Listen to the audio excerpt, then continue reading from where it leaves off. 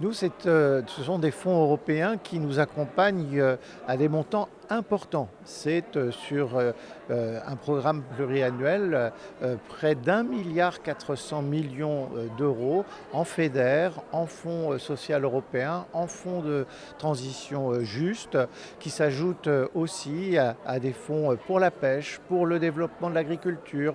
Sur 7 ans, c'est pratiquement 200 millions d'euros des fonds Horizon. Donc ce sont des montants très importants qui sont gérés par la région, qui sont gérés donc pour faire en sorte que nous ayons aussi une dépense au plus proche des projets de tous les territoires, au plus proche des besoins. Et donc c'est une palette très importante et très variée d'actions qui se feraient d'une autre manière, avec peut-être des montants remis en cause, avec des priorités décidées nationalement.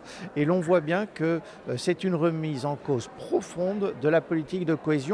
Et pour la région Hauts-de-France et les régions qui l'ont précédée, Nord-Pas-de-Calais, Picardie, ce sont des politiques qui nous ont permis un profond développement. Aujourd'hui, la vallée européenne de la batterie, le hub européen de l'intelligence artificielle, ce sont aussi des puissants mouvements, des puissants changements de l'économie de la région qui sont accompagnés assez souvent par des fonds européens, et nous avons besoin que cette transformation de la région puisse continuer à se faire. En quelques années, depuis que Xavier Bertrand est élu le premier président de la région Hauts-de-France, eh bien nous avons fait en sorte que notre région Hauts-de-France soit désormais l'une des plus attractives en Europe, toujours dans les 10 premières régions européennes pour les investissements internationaux dans notre région.